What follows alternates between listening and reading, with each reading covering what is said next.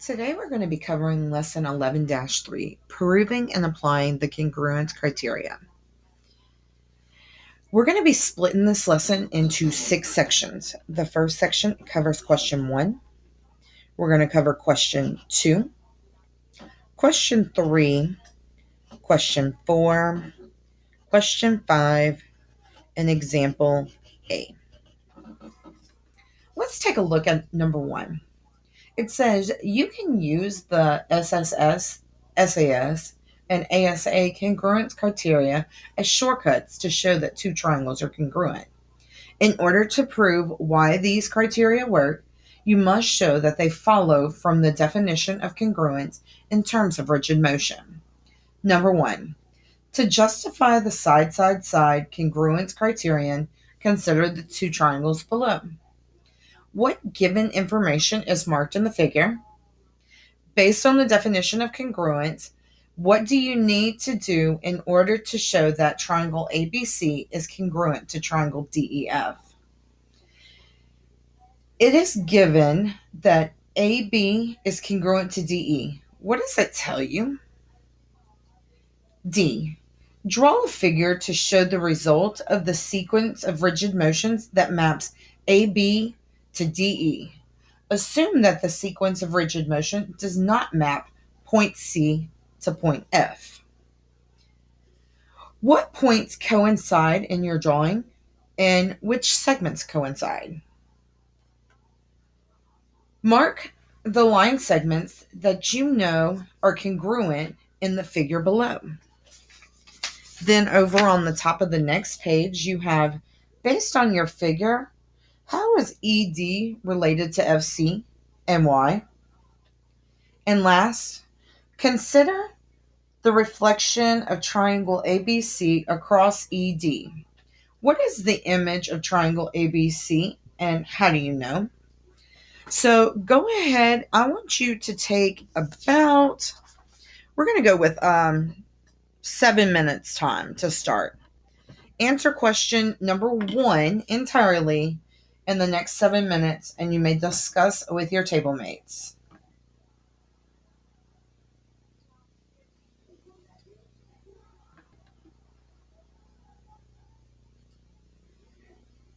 All right, as you can see, the answers to question number 1, A through G, or H, A through H have been provided.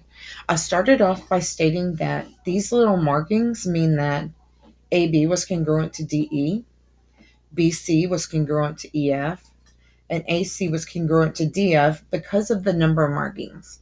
The 1 goes to the 1. We got the double markings here, so it's congruent to the double markings here. And same thing with the 3. Okay?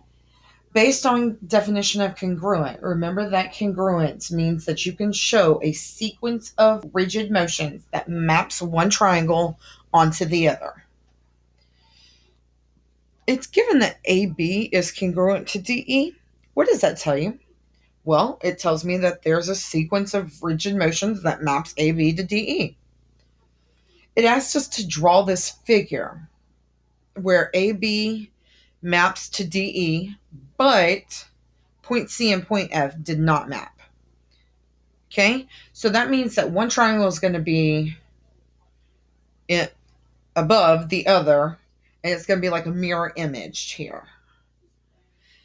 Coincide means what points lie in the same place. So B and E are in the same location, A and D are in the same location, and these line segments are shared by both triangles. And then it asked me to show the markings. Well, we had already said that DF had the double marks and AC had the double marks, and EF and BC have triple marks. Okay, this leads me into G. It says, based on the figure, how is ED related to FC? Well, ED is this line segment here, and FC is this line segment going across the other way. Well, we know that this line segment can go into itself, right? But we also know that because the triangles are congruent, we know that E is equidistant from F and C. So it must be perpendicular, must lie on a perpendicular line to both F and C.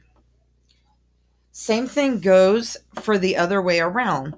Point D is equidistant from FC.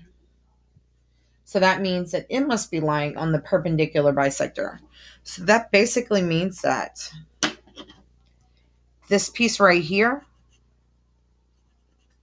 and this piece right here are congruent as well. Let's take a look at H. It says, consider the reflection triangle ABC across ED. What is the image of triangle ABC and how do you know? So, and they kind of led to that here. They've done the rotation and now they've flipped it. Well, if we actually flipped it, B and E are the same point. D and A are the same point. And C has now become F. And since the line of reflection is the perpendicular bisector of FC, okay? So, we know that these map to one another and they're equal. On to your debriefing.